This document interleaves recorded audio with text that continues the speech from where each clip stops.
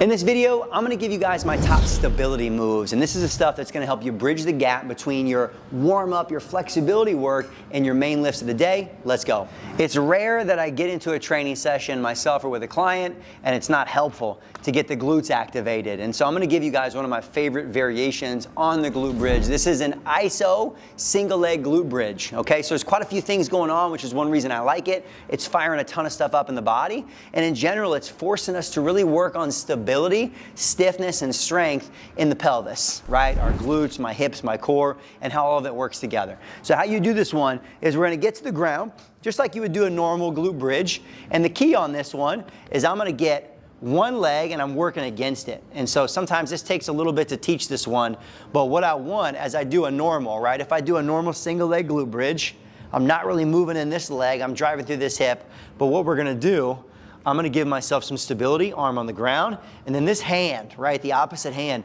I'm gonna drive. So like right now, even before I go, if I'm driving my knee into that hand, I'm feeling my hip flexor, I'm feeling my core. And the cool part about this, if you're someone who's pretty strong with bridges, it's also gonna send more tension into that hip and that glute that's working. So I'm gonna drive into this and try to keep it just constant tension the whole time, up to the top, hold for maybe a half second, slow drop back down through my hip, tap the glutes, boom, drive right back up to the top. And so single leg glute bridges are really easy just to kind of go through the motions and throw the hips in the air. There's no escape in this one because we're just creating a ton of internal tension and get some of that isometric at the top. And the outcome is that we're not only getting glutes fired up at a much higher level with this variation, but we're also getting some good core. Prime area for us to make sure that we're stabilizing and getting ready before our main lifts is everything here around the hips and pelvis, but oftentimes we focus most on the front side and the back side with things like planks and glute bridges, which are great, but we've got the other muscles that wrap around the core and on the sides of the body. So this one, this lateral adductor plank, I like because it really hits a lot of areas that oftentimes don't get a lot of attention, but we need to because they help to control motion in the frontal plane, side to side type stuff.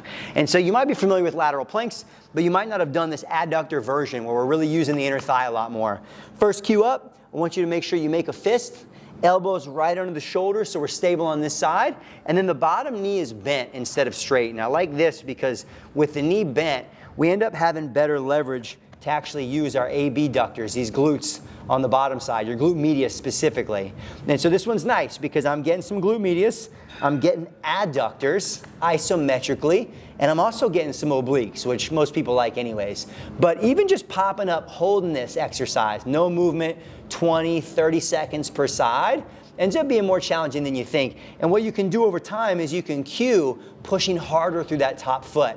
And the harder I push through that top foot, funny enough, the more obliques you'll feel.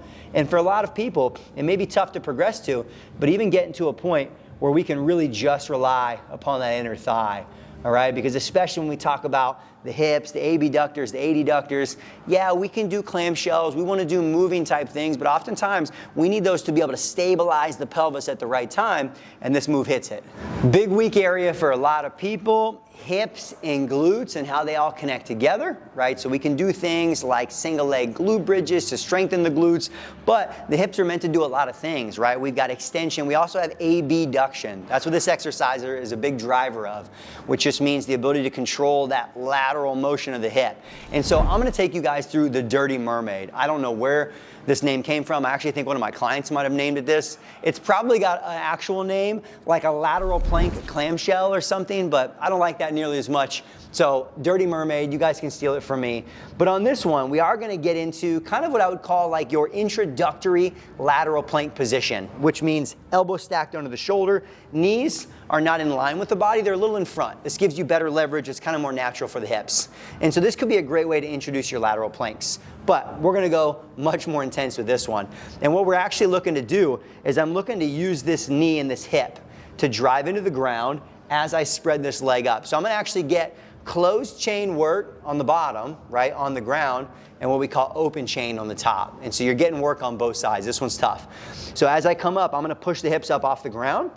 And the key here is separate the hips, and you'll also feel, you might feel the hips come forward a little bit as you're coming into an extension, all right, which is great because we're really hitting a lot of our glute medius. You're gonna get some other stuff like obliques, some shoulder stability, and the key here is slow control. back to the ground.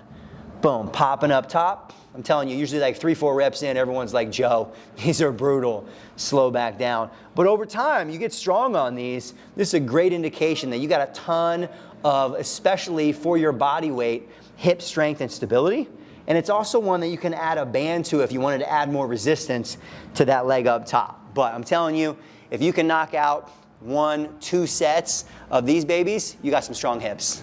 This next move for the shoulders is no doubt my nemesis when it comes to shoulder stability and strength, and this one is the banded sotts press. And this is one, a lot of people have issues in the shoulder and the shoulder blade, and especially how the muscles behind the shoulder and below, let's call it like your rhomboids, your mid and lower traps, how they work to actually control position of your shoulder blade. So this is problematic when we go overhead.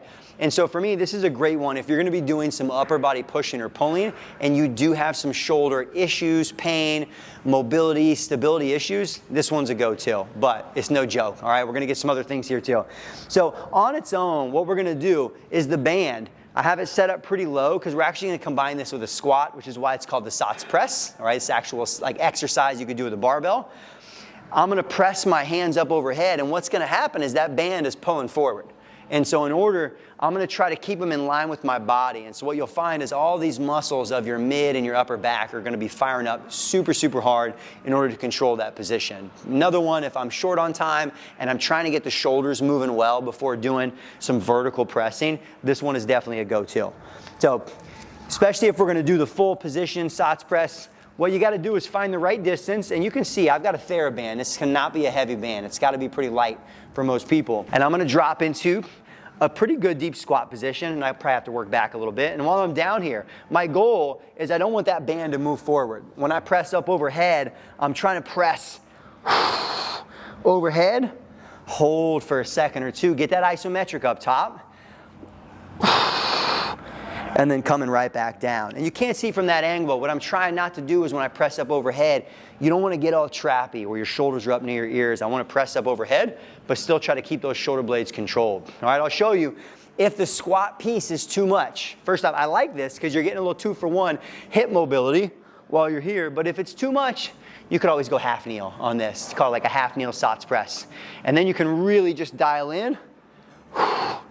Focus on that isometric, kind of coming up and out, almost in a little bit of a Y position with the arms. Do that one for like 8 to 10 reps, maybe 1 to 2 sets. The shoulders are gonna be fired. This next one is gonna be one that is demanding on shoulders, especially shoulder stability. But if you're trying to build that type of strength, you wanna do better with overhead lifting, and you've gotten out of shoulder pain and you really wanna strengthen this area of the body, this one is great. It's definitely gonna be more advanced though. And it's gonna build on things like thoracic spine mobility. So I'll show you what we're gonna do here. So on these essentially on this T rotation pull through, I'm gonna get into a push-up position. So first thing, you gotta be able to hold yourself in a push-up position, right? Standard here, feet nice and wide. And when I go through with this band, I've got a moderate to light band because I wanna be able to get pretty good fluid motion. Just being in this position, even without the band, could be challenging enough. But I like the resistance on the band because it forces you to push harder through the hand and build stability, not only in the down shoulder, but you're also getting a little bit of work in this top side and also the thoracic spine. But because it is pretty challenging position-wise, I'd say starting out, this is one, get all the way to the side of the feet. I'm doing 1 to 2 sets, maybe 8 to 10 reps per side as I get into my prime for my workout. But if you do it right, you're getting a ton. You're getting a lot of core work in this one. You're getting a lot of challenging shoulder stability. Give that one a try.